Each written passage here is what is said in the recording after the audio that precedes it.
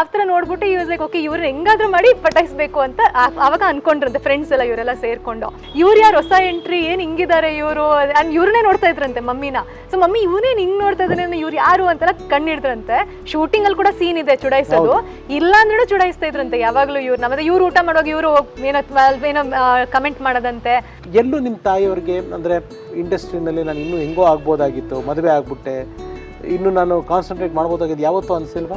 So ನಿಜ ಹೇಳ್ಬೇಕಂದ್ರೆ mostly ಅವ್ರಿಗೆ ಅನ್ಸಿರುತ್ತೆ. ಬಿಕಾಸ್ ಯಾರು ಆ ಲೆವೆಲ್ಗೆ ಹೋಗ್ಬಿಟ್ಟು ಬಿಟ್ಟು ಬರ್ಬೇಕಂದ್ರೆ ಸುಮ್ಮನೆ ಅಲ್ಲ. ಬಿಕಾಸ್ ಐ ಟು ಸಿ ಅವ್ರು ಯಾವಾಗಲೂ ಏನಂದ್ರೆ ಒಳಗೊಳಗೇನೆ ಇಟ್ಕೊಳ್ತಾ ಇದ್ರು, ಏನು ಕೊರತೆ ಇದ್ರು ಒಳಗೊಳಗೇನೆ ಇಟ್ಕೊಳೋದು. ಸೊ ಅವ್ರ ಕಣ್ಣಲ್ಲಿ ಕಾಣಿಸ್ತಾ ಇತ್ತದು. ಈಗ ಯಾರಾದ್ರೂ ಕೇಳಿದ್ರೆ ಯಾಕೆ ನೀವು ಮೂವೀಸ್ ಮಾಡಿಲ್ಲ, ಮಾಡ್ಬೋದಿತ್ತಲ್ವಾ, ಆ ಥರ ಒಂದು ಪ್ರಶ್ನೆ ಬರ್ತಾ ಇತ್ತು ಅವ್ರಿಗೆ.